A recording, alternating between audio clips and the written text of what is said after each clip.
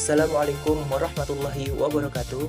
Perkenalkan, nama saya Delvin Noviardi dengan NIM 057580319, mahasiswa Sistem Informasi dari UPBJJ Palangkaraya.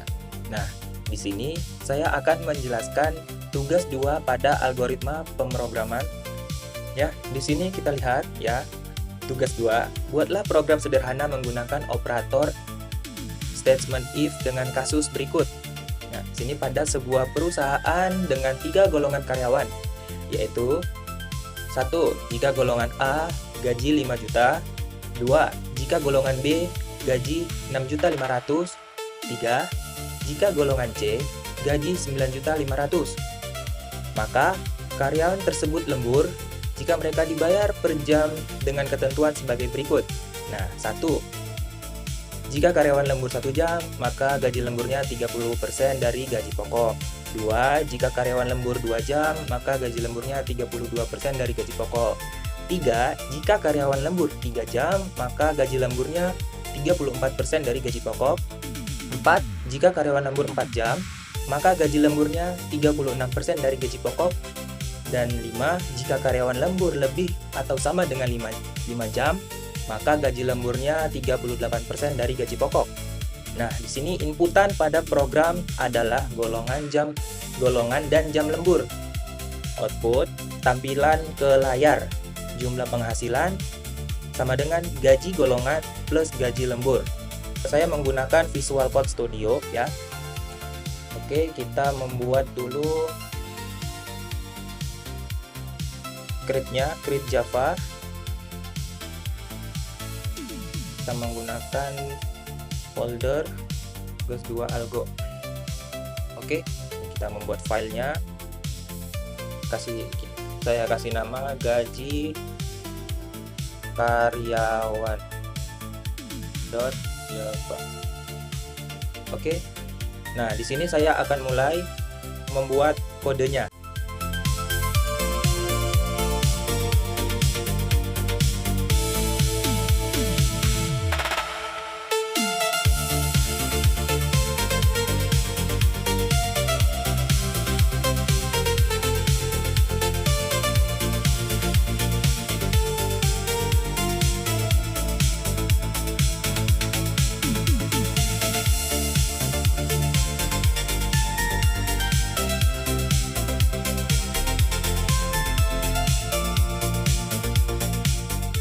Baik, di sini saya akan menjelaskan ya hasil codingan saya tadi.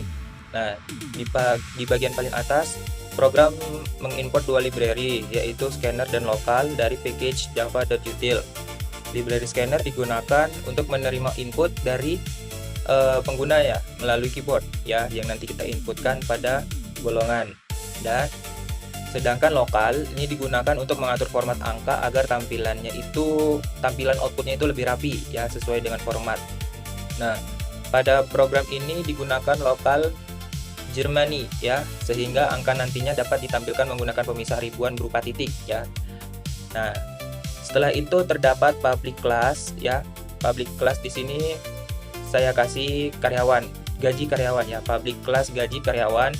Nah, ini fungsinya sebagai kelas utama atau tempat seluruh program ini dijalankan. Nah, di dalam public class ini terdapat metode public static ya, public static void main string args, yang merupakan metode utama dan pertama kali dijalankan ketika program itu dieksekusi ya.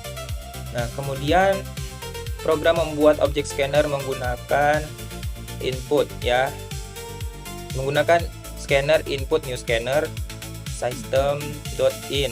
Nah, objek scanner ini digunakan untuk membaca data yang dimasukkan pengguna melalui keyboard. Setelah itu terdapat local set default ya, local Germany, yang digunakan untuk mengatur format angka pada program. Selanjutnya program masuk ke bagian input data karyawan nih ya. Nah, program meminta pengguna memasukkan golongan karyawan, yaitu dengan pilihan A, B, atau C menggunakan sistem outprint. Nah, nilai yang dimasukkan kemudian disimpan ke dalam variabel golongan tipe data char ya, dengan menggunakan tipe data char. Oke. Pada bagian input dot next line. Nah, dot next line to uppercase char ini kan. Nah, metode next line ini digunakan untuk membaca input suatu baris ya. Lalu to uppercase ini dia untuk mengubah huruf menjadi kapital agar input tetap konsisten. Dan char add ini digunakan untuk mengambil karakter pertama dari input pengguna ya. Nah, setelah itu program meminta pengguna untuk memasukkan jam lembur menggunakan sistem outprint masukkan jam lembur. Nah, nilai tersebut kemudian disimpan ke variabel jam lembur dengan tipe data integer menggunakan input.nextInteger. Kemudian program mendeklarasikan 3 variabel bertipe data double, yaitu gaji pokok, gaji lembur, dan jumlah penghasilan. Variabel gaji pokok ini digunakan untuk menyimpan gaji utama berdasarkan golongan. Gaji lembur digunakan untuk menyimpan tambahan gaji dari lembur. Sedangkan jumlah penghasilan digunakan untuk menyimpan total seluruh penghasilan karyawan. Oke. Nah, selanjutnya program menggunakan percabangan switch case ya, untuk menentukan gaji pokok berdasarkan golongan karyawan. Nah, jika pengguna memasukkan golongan A ya, maka gaji pokoknya bernilai 5 juta rupiah. Jika golongan B, maka gaji pokoknya 6.500.000, dan jika golongan C, maka gaji pokoknya 9.500.000. Nah, pada setiap case ini terdapat break ya. Nah, break ini dia berfungsi untuk menghentikan percabangan agar program ini tidak melanjutkan ke case berikutnya. Oke. Nah, kemudian terdapat bagian default ya. Terdapat bagian default yang digunakan apabila pengguna memasukkan golongan selain A, B, atau C. Nah, program akan menampilkan pesan bahwa golongan tidak valid ya. Lalu scanner ditutup menggunakan input close dan program diberhentikan menggunakan return. Oke. Nah, baik, setelah menentukan gaji pokok ya, program melanjutkan ke proses perhitungan gaji lembur menggunakan percabangan if else ya. Jika jam lembur sama dengan 1 jam, maka gaji lemburnya yaitu 30% dari gaji pokok ya. Jika lemburnya 2 jam, maka gaji pokoknya 32% dari gaji pokok. Jika lemburnya 3 jam, maka gaji pokoknya 34% dari gaji lemburnya 34% dari gaji pokok. Jika lemburnya 4 jam, maka gaji lemburnya 36% dari gaji pokok. Dan jika jam lemburnya lebih atau sama dengan 5 jam, maka gaji lemburnya yaitu 38% dari gaji pokok. Namun, jika karyawan tersebut tidak lembur ya, maka nilai gaji lemburnya akan diisi dengan 0. Oke. Nah, selanjutnya di sini program menghitung total penghasilan menggunakan rumus jumlah penghasilan sama dengan gaji pokok plus gaji lembur. Nah, artinya total penghasilan diperoleh dari penjumlahan antara gaji pokok dengan gaji lembur. Ya. Nah, kemudian program masuk ke bagian output hasil perhitungan. Program menampilkan judulnya ya, judul hasil perhitungan menggunakan sistem outprint ya, menggunakan sistem outprint ln. Setelah itu program menggunakan sistem outprint tf untuk menampilkan data dengan format yang lebih rapi. Nah, pertama, program menampilkan golongan karyawan dengan format %C ya, karena tipe datanya berupa karakter. Kemudian program menampilkan jumlah jam lembur dengan format tipe D karena tipe data integer. Oke, setelah itu program menampilkan garis pemisah ya, biar lebih terstruktur ya. Oke, saya di sini membuat garis pemisah agar lebih terstruktur.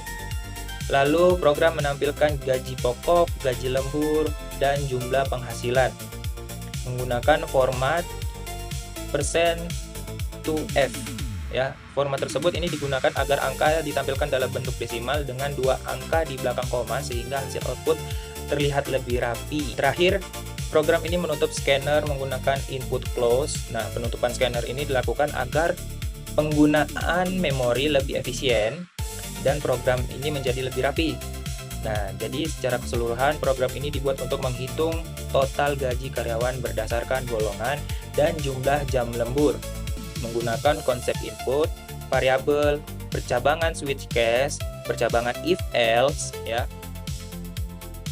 operasi perhitungan, dan output terformat dalam bahasa pemrograman Java. Baik, di sini kita akan menjalankan programnya ya. Kita coba jalankan. Nah, di sini masukkan golongan karyawan. Kita masukkan misalkan golongan A. Masukkan jam lembur, kita masukkan jam lemburnya 5.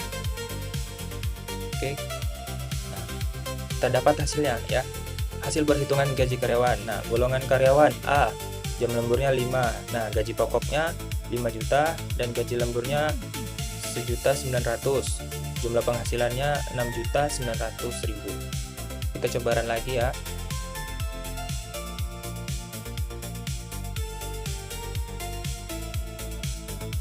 Oke, masukkan golongan KB ya. Jam lemburnya kita buat 3 jam. Nah, outputnya sini hasil perhitungan gaji karyawan. Golongan karyawan B, jam lemburnya 3, gaji pokoknya 6.500.000, jam lemburnya 2.210.000. Nah, jumlah penghasilannya sudah dapat ya, 8.710.000. Kita coba run lagi. Kita coba yang C. Kita masukkan 5 jam. Nah, sini sudah dapat ya, golongan karyawan C, jam lemburnya 5 jam, gaji pokoknya 9.500.000, gaji lemburnya 3.610.000. Nah, jumlah penghasilannya 13.110.000. Demikianlah pembahasan tugas 2 pada mata kuliah algoritma dan pemrograman. Jika terdapat kesalahan tutur kata maupun penyampaian saya yang kurang jelas, saya mohon untuk dimaafkan. Saya pamit undur diri. Wabillahi taufiq wal hidayah. Wassalamualaikum warahmatullahi wabarakatuh.